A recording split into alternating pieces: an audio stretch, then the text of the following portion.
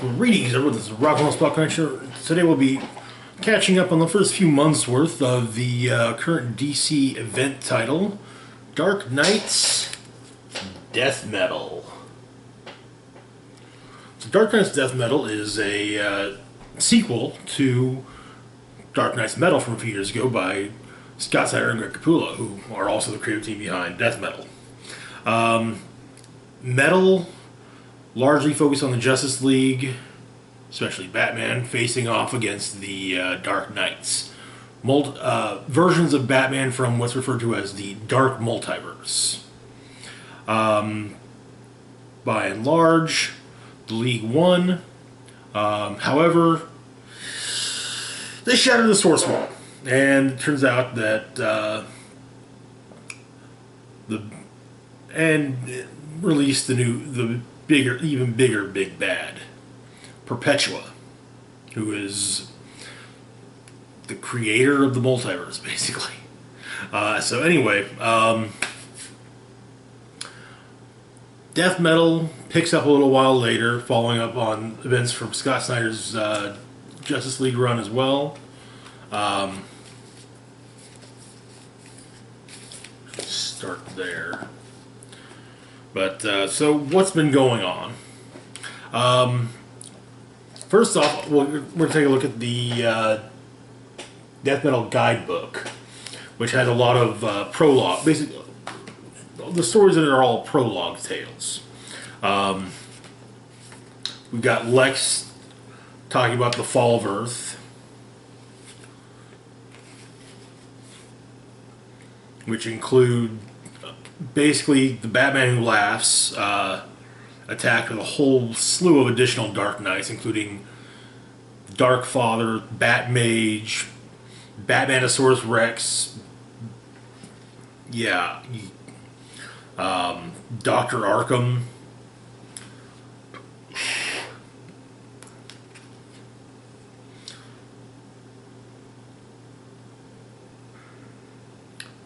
Bathomet. Yeah, Bathomet. And basically, by the time the Justice League returned to Earth from off-world, it had already fallen, and while they tried to do something about it, it just didn't. The Dark Knights were too numerous. Martian Manhunter was taken down briefly by what appears to be a Firefly-inspired Dark Knight. Firefly being a long time, for those who might not remember the character, Firefly being a long time Bat villain who's a pyromaniac. John Stewart Queen Lantern was taken down by a Sinestro Corps Batman. Hawkgirl was taken down by a winged Batman. And so on and so forth. And so we learn what's happened to everyone.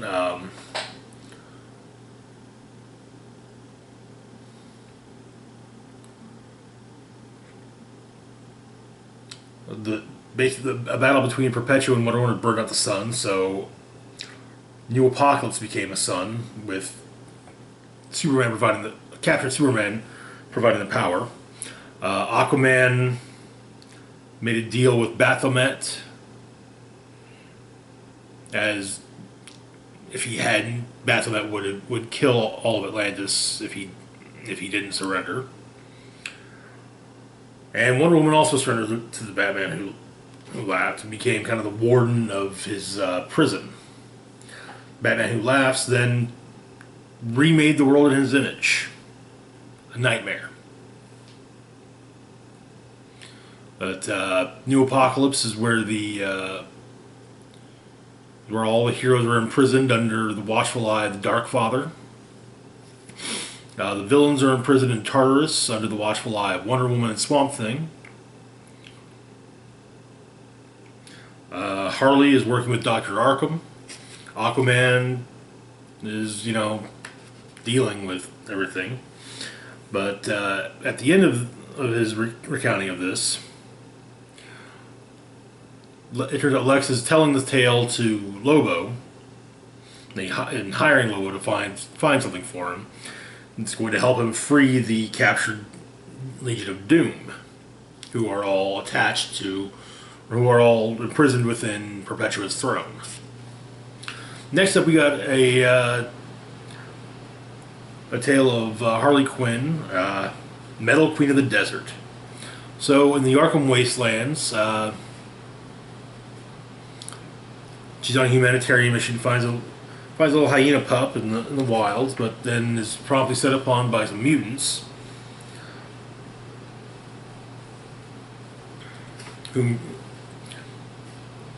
are promptly dispatched by another new arrival, Captain Boomerang, who's looking rather swole. So Harley briefly exposes herself to the radiation, but realizes that, maybe it's not worth it.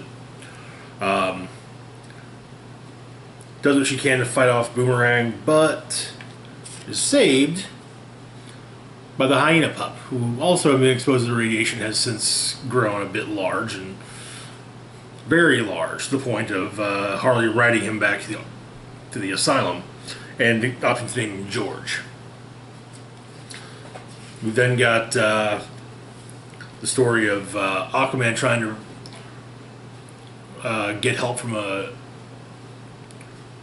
rare sea monster that is so rare many others thought it was just a myth.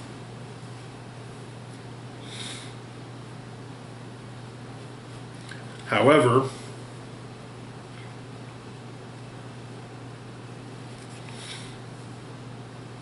to protect the king, when Basset finds out, he forces Aquaman to kill the Yamamosu, or risk the death of all of Atlantis.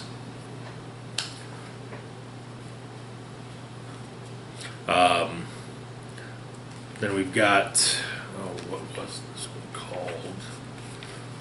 Poison Ivy and Wonder Woman and Seeds of Hope. Poison Ivy breaks free from her cell in Tartarus.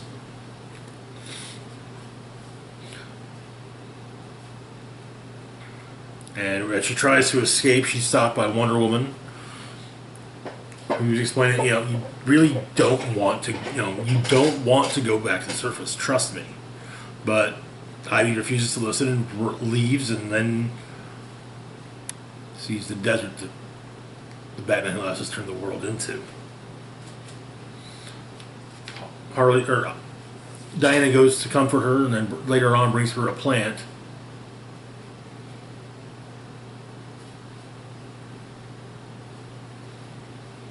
For Ivy to look after, figuring that will probably make things a little easier on Ivy.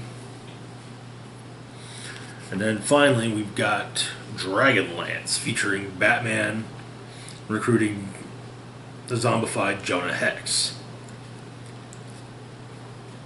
as the two chase down one of the various Joker dragons. In the end, however, Batman is able to recruit Hex to his side.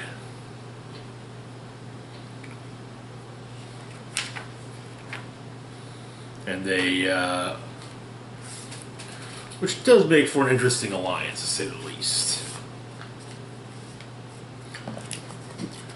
Now, while all of this takes place before Death Metal number 1, the book itself came out about a month and a half ago, actually. However, this brings us now to Death Metal number 1. So, Death Metal number 1 kind of set up how things are.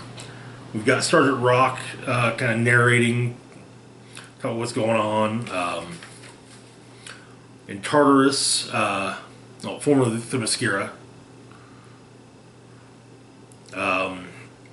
Wonder Woman is forging a chainsaw.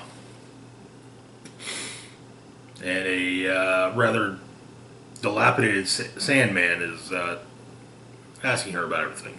We discover that all of the villains are imprisoned in hell.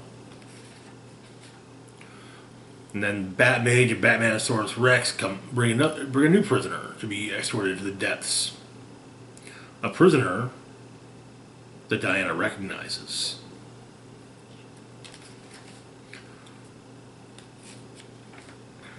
Then the Batman Who Laughs meets with all of his lieutenants. Dr. Arkham and Harley, Batman, Aquaman, Batmage, Darkfather, so on and so forth. And the meeting is interrupted by Batman.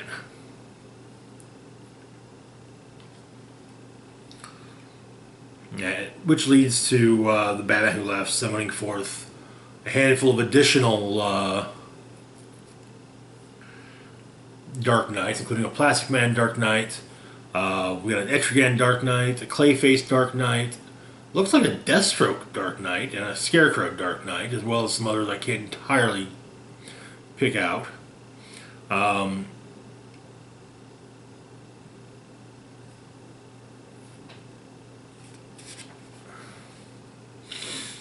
The meeting, however, takes place in a graveyard, and so Batman summons forth his own army, courtesy of a Black Lantern ring.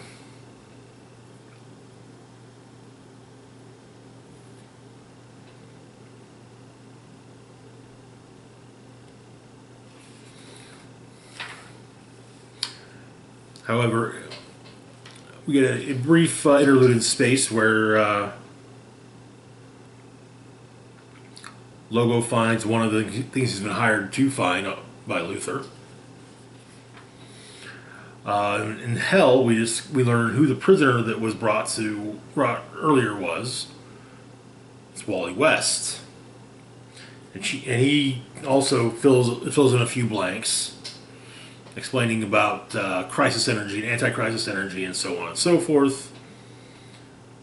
What Perpetua has done, what she's planning, what the Batman Who Laughs role, so on and so forth.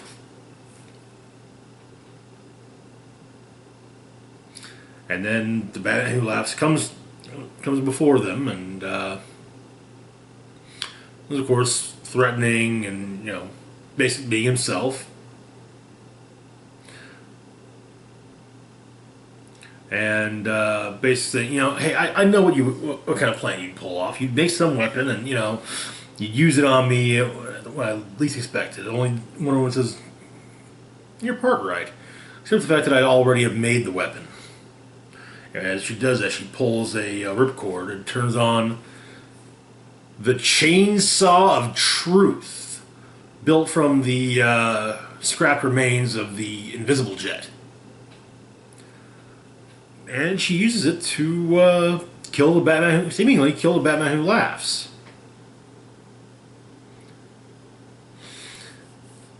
The Batmage goes back to Castle Bat, informs the Crows what's happened, and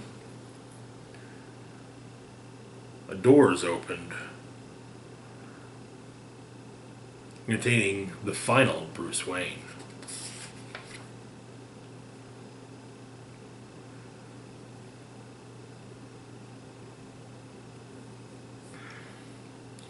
And then Batman gathers up what's left of Sergeant Rock and explains that for one last fight, everyone together.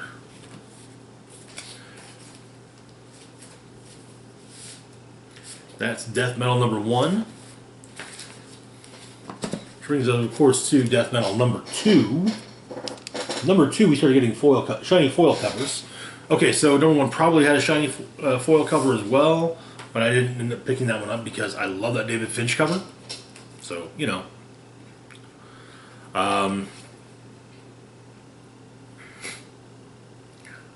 But for one thing, we briefly see an atom-based Dark Knight that gets run over by the Batmobeast, one of the various Dark Knights.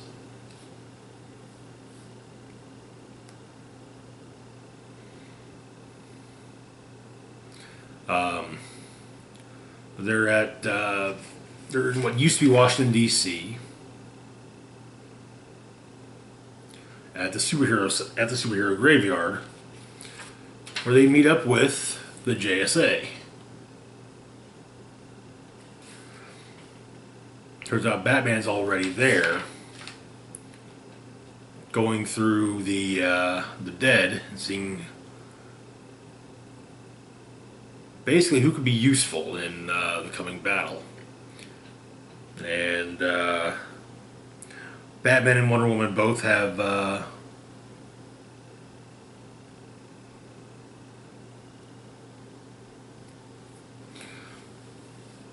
differing views on what to do.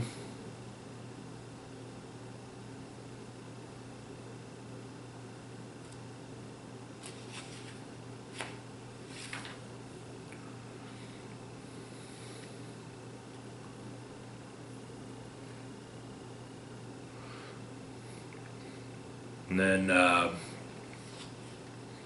they talk about what's happened previously as well. Then Barry Allen arrives.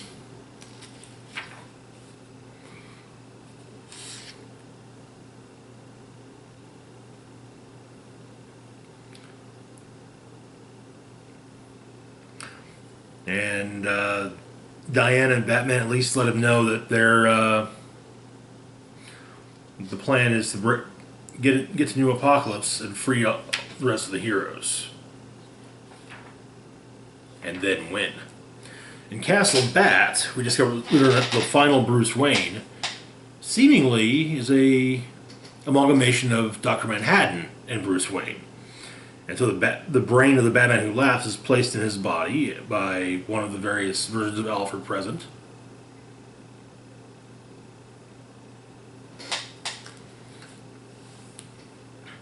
And he dubs himself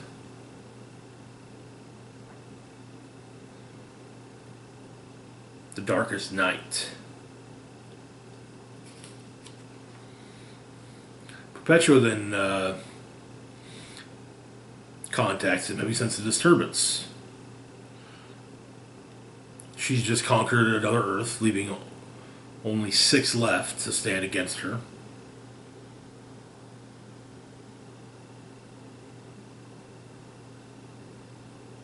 And she knows that the Batman Who Laughs is up to something. But she does kind of warn him that, hey, I'm the best hope you've got of being able to continue to exist. So, maybe don't try to be so secretive and jerky.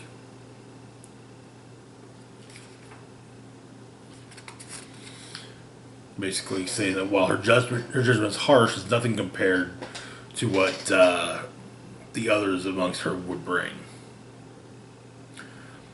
And then Darkest Night erases, or basically destroys the other Dark Knights present.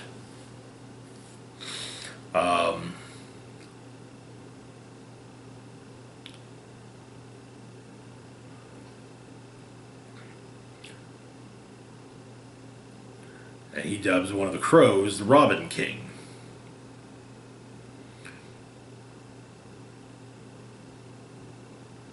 And it turns out that so Diana's plan is to renew the multiverse, rebuild it from scratch. Well, that's also what the Batman Who Laughs wants to do, or rather the Darkest Night. However, his plan is to build something never seen before. 52 planets of nightmare, beautiful in their horror.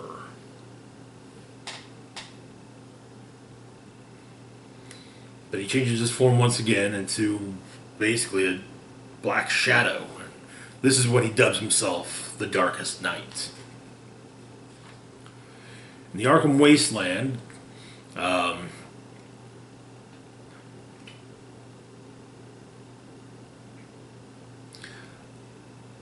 Harley, Diana, Batman, and Flash are headed towards Toymaker's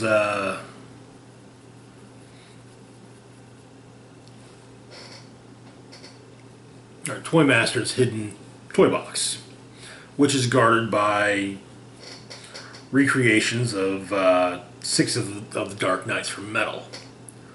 Dawnbringer, Devastator, Murder Machine, Merciless, Red Death, and the Drowned. But there's something else there that's been kept well hidden.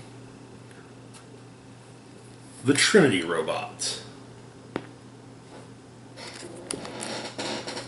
Very similar to the Batman Superman robot that Toyman built in Batman Superman Public Enemies, only this time with the inclusion of Wonder Woman imagery. Which of course brings us to Death Metal number 3.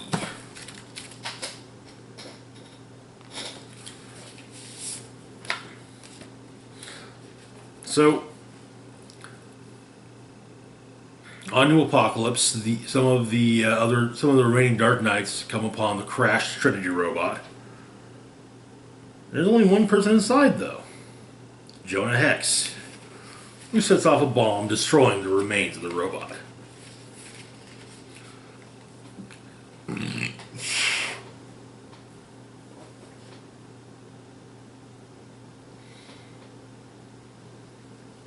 And so,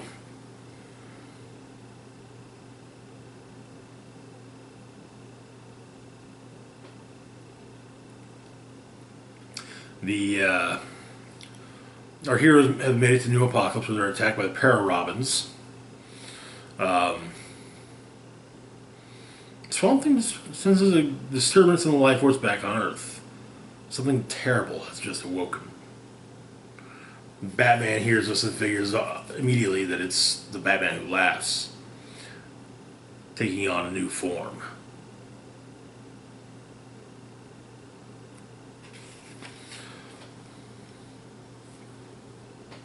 We discover that we see some of those tortures that the Dark Father is putting Superman through, as he also has Mr. Miracle held prisoner.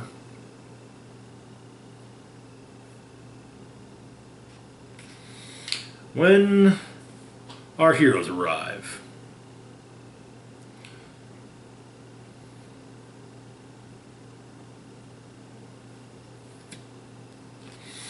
and they actually manage to save the day. The Dark Father, though, does shoot Batman with the same bullet, the radium bullet that Batman shot Darkseid with during Final Crisis, and it hits Batman.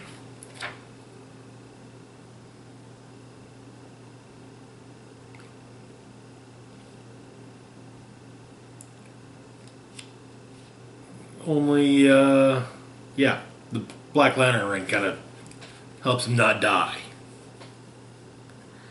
And so,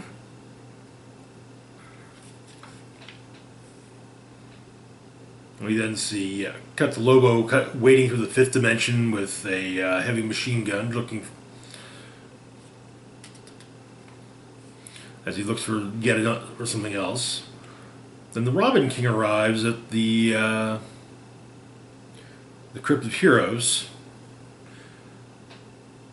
And so he's on his belt. He's got stuff for every single one of the heroes there, and talks about what he did on his Earth and how he dealt with the Flash there, or how he dealt at least with the Flash there. Stuffed Iris's body into a Flash ring.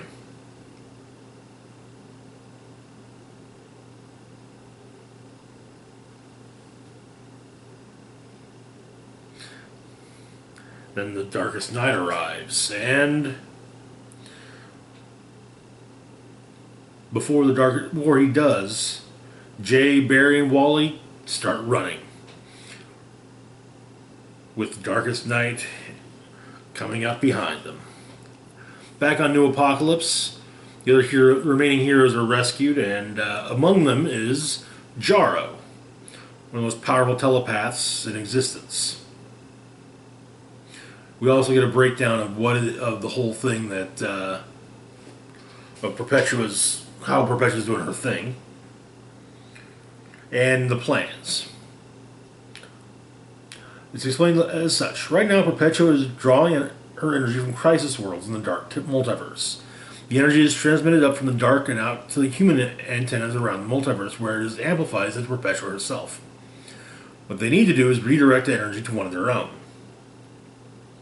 Someone who has the power to kill Perpetua and then help recreate the universe or multiverse as it should be. That someone being Wally West. John Stewart will lead the Lanterns, take down the antennas on the remaining Earths. Martian Manhunter and his team will go after Perpetua's throne. The Flashes will keep Wally safe. Meanwhile, Diana and her team will sneak into the dark multiverse through the portal beneath Castle Bat and redirect the crisis energy to Wally. Which is where Jarro comes into mind, or put into play.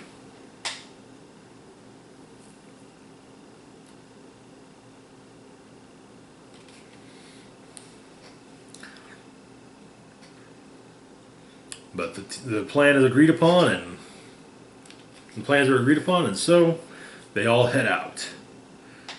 And from the fifth dimension, Lobo has picked up what it was he was supposed to get, though he's told not to open it too soon, as he might regret it. And this is also made for the actual revelation that Lobo's employer was none other than Lex Luthor. And so we actually haven't had a new issue of Death Metal itself since issue 3. In fact, the entirety of last month, no new issue. A fourth issue is coming out this month, however. Instead, we got, I guess it was 3 or 4.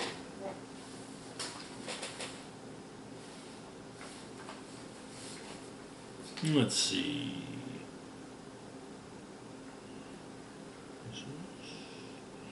Speed Metal. Yeah, we got 3 one-shots dealing with Wonder Woman's plans. But before that, we also got to look at some of the additional Dark Knights in Legends of the Dark Knights. But this included rundowns on Batmage,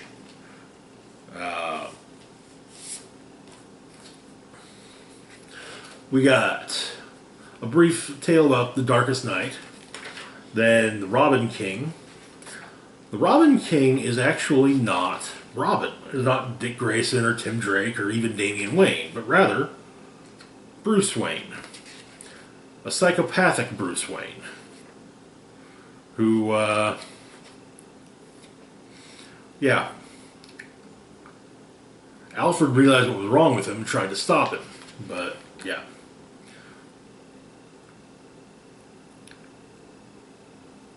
This Bruce was openly evil.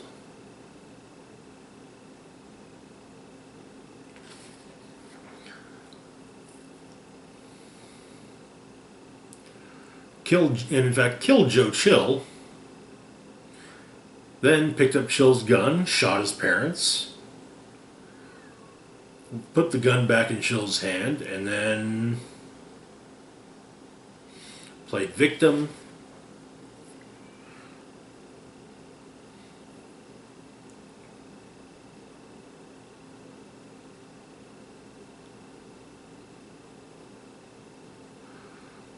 However,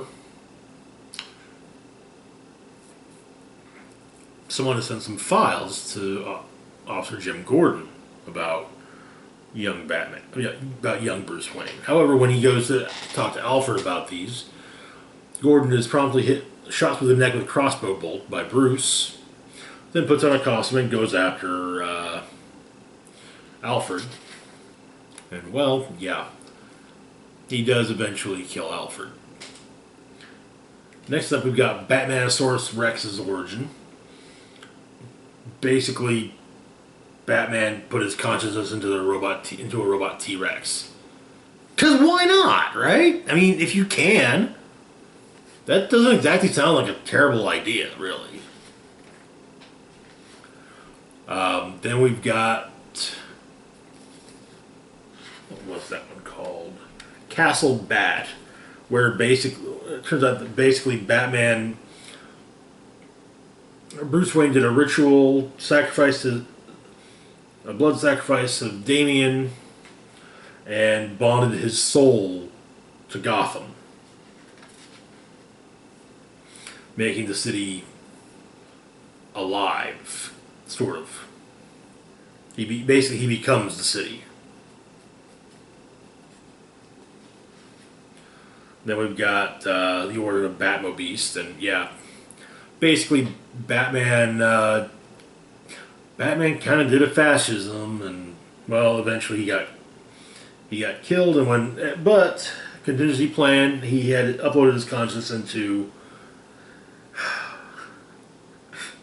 basically a giant, like a bat monster, a bat monster truck, the Batmobeast. And finally, there's baby Batman. So this Batman was killed, but he had a plan where he would his consciousness would be transferred into a clone body of himself. However, something went wrong, and the clone body wasn't aged properly, and so it was still a newborn. Yeah. And that's Legends of the Dark Knights.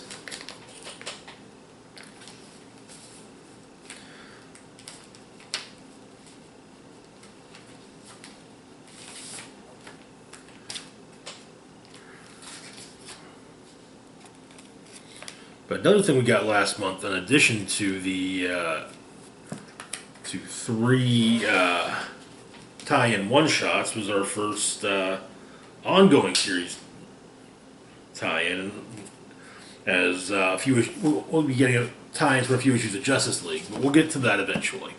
So, now we're going to move on to we're going to continue with the one-shots though, starting with Death Metal Trinity Crisis.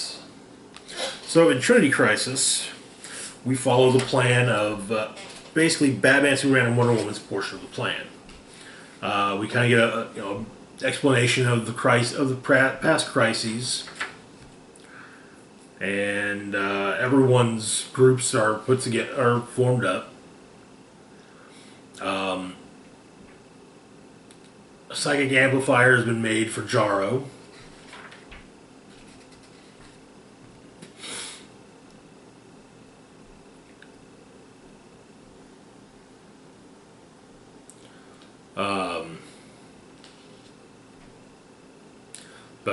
Yeah, so the Trinity go to Castle Bat.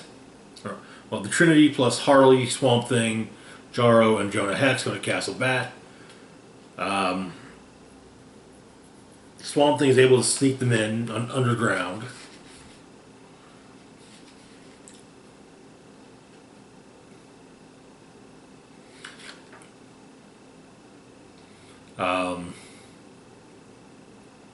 Harley and Jonah and Hex kind of have a moment of realizing that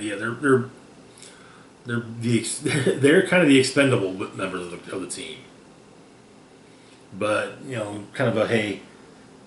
But Jonah does say, "Hey, look, I'm the one who volunteered. It took me dying to volunteer to even think of I might volunteer for something like this. You're doing it the first time around though." And that means something. That's important.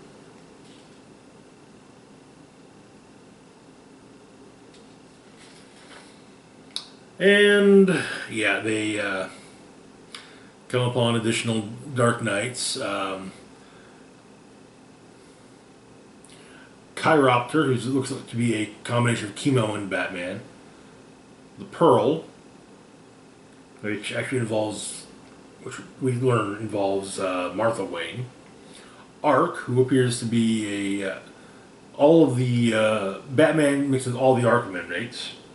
Black Monday, Batman and Solomon Grundy, and Cull, the daughter of Batman and Wonder Woman.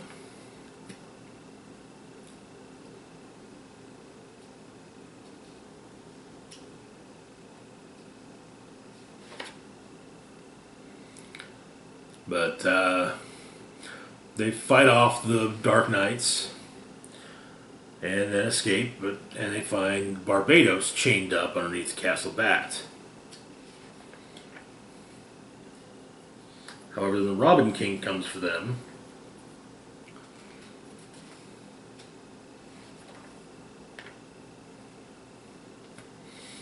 just as Superman, Batman, and Wonder Woman are all leaving, each one going to a different Crisis Earth. But the Robin King manages to do at least a little bit of damage to Swamp Thing. And then he's got a specialized bullet that actually manages to kill the zombified Jonah Hex. The bullet is offloaded with something called a debrider. It eats necrotic tissue, usually from the extremities inward. And it does the trick.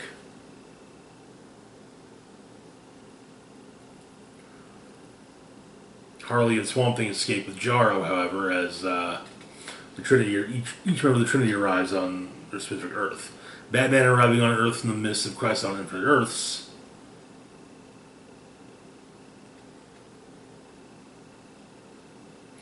Seems to have continued on.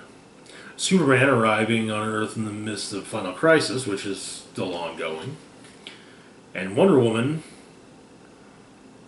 on one in the midst of Infinite Crisis, where she runs into Superboy Prime. And the whole thing's explained that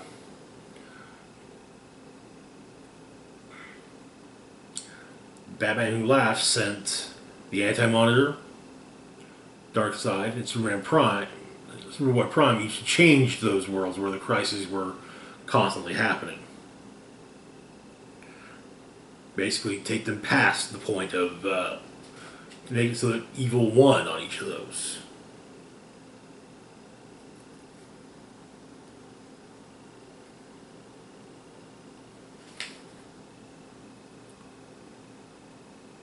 But on each of those worlds, the heroes lost. And that is the end of Trinity Crisis.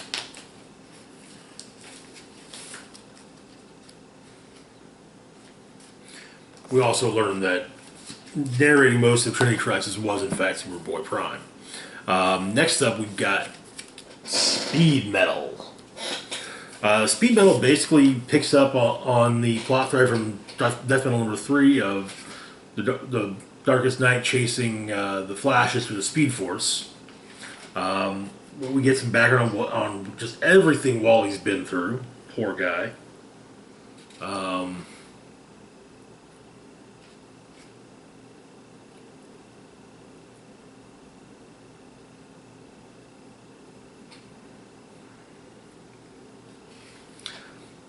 And yeah, they're so the Darkest Night. Well, he finds something else in the Dark Multiverse to utilize. Dark Flashes. We get a Grodd Flash. There's a Joker Flash. Yeah. But Wally's able to freeze the Speed Force a little bit. Also while they were running Wally West III, the New 52 Kid Flash and Rebirth Kid Flash joined in as well. But classic Wally's able to freeze the Speed Force sort of using the speed equation. And so the Flashes work on figure out a plan. And Wally has a plan, and at first, however, Barry thinks it's too risky. Barry and Wally continue talk it out more, and so okay, yeah, they're going to go with Wally's plan. There's a slight shift; they end up in their outfits as seen on the cover here.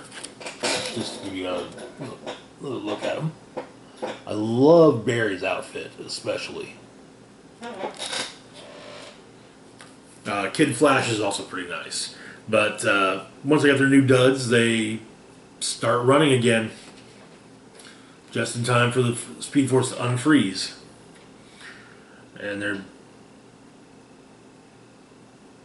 But it turns out they're not running away from the Dark Flashes. They're running through them. And so they continue on, though Jay has to drop out. Then Kid Flash. Then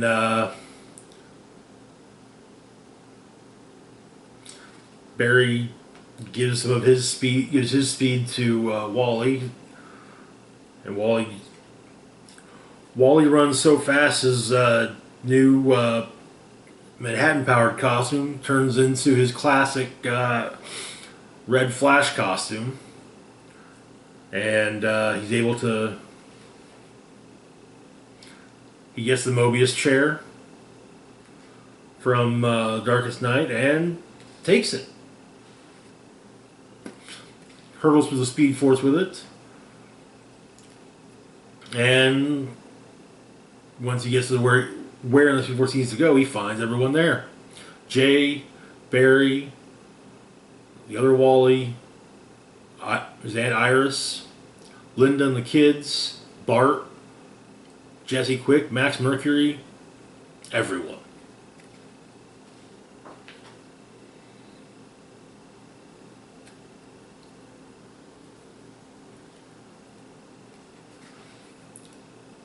And then Jay, Wally, and Barry with the Mobius chair following, once again go back to running through the Speed Force. Which then brings us to our next to last entry, Multiverses End. So, this covers the portion of the plan where the Lanterns basically do what they can to dismantle the antenna, Perpetua's antennae. You've got John Stewart leading an assault on Earth 3, though he's been captured by the crime syndicate and is being interrogated by Owlman. The other Earths are Earth 10, Earth 29, Earth 43, and Earth 50.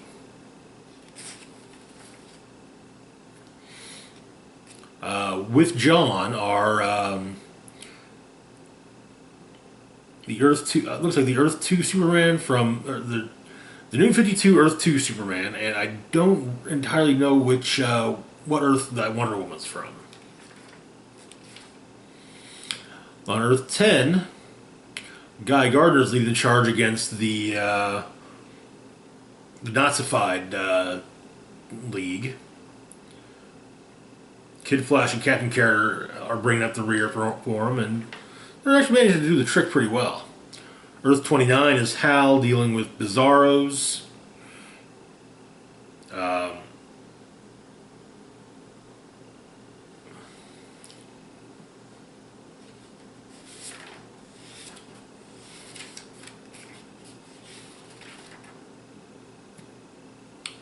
Earth 43, you've got Kyle Rayner dealing with a vampiric world of vampiric heroes.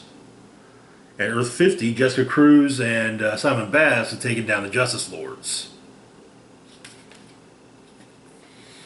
But John Stewart tells Owlman just everything's going on with Perpetua. And we find out that the only reason Owlman isn't willing to listen to all this is because he's petty as fuck. He's not happy that leading this whole charge just for the multiverse is an evil Batman. You know what Owlman basically is.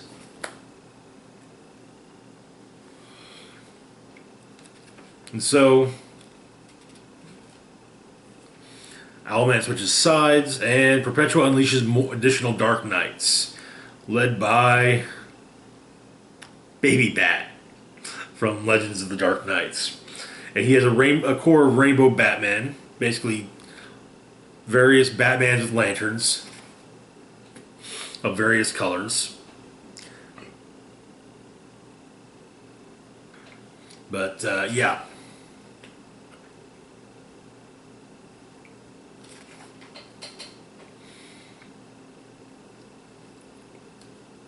Owlman discovers what's happened to his previous, the previous Owlmans. and basically decides that okay, yeah, he's gonna team with he's gonna switch sides because there will always be an Owlman.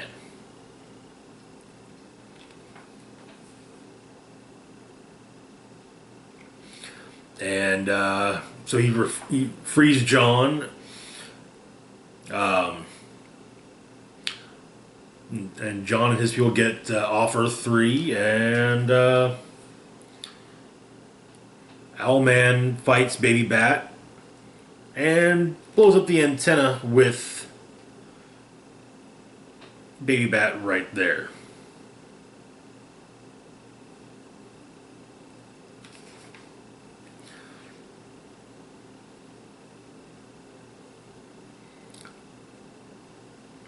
And he explains that he's going to live forever as long as there's a Batman in the multiverse. There will always be an Owlman, his true dark reflection. He's too good of an idea. But evil baby Batman from the dark multiverse with Super Rainbow Batman, dumb idea. And no one will remember them. Which Owlman says just as the antenna on Earth 3 explodes. And the others also go up. And aboard the carrier, the Langers are all reunited, and the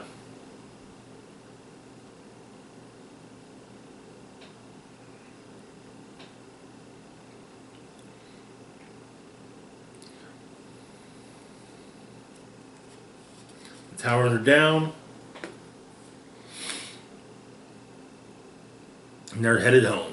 And apparently this plot thoroughly picked up in Rise of the New God #1. Or the Rise of the New God one-shot.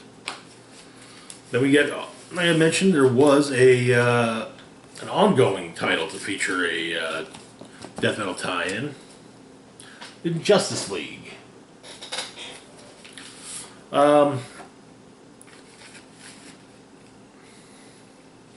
Basically, in this tie-in,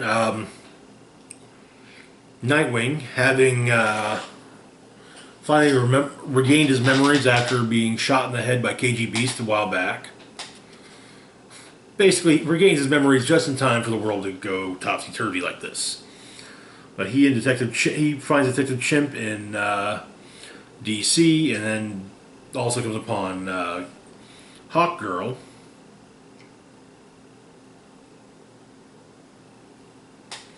They're trying to figure out.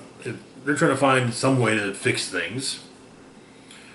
Detective Chimp really doesn't want anything to do with their whole plan, but why not? But when they get to the Hall of Justice, they find out they're not the only person there. Lex is also there.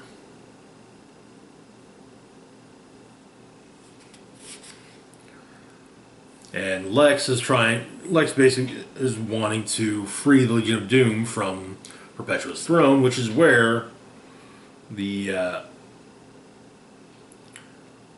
and well, it turns out that Martian Manhunter has already tried this, but yeah, it didn't go too well. The Mind Hunter, or the Omega Knight, as well as is protecting the throne, as is the Mind Hunter, a Dark Knight combination of Batman and Martian Manhunter. And in fact, the Mind Hunter is the one who defeated Martian Manhunter. That's where the issue ends. Hopefully soon we should be getting issue 54, so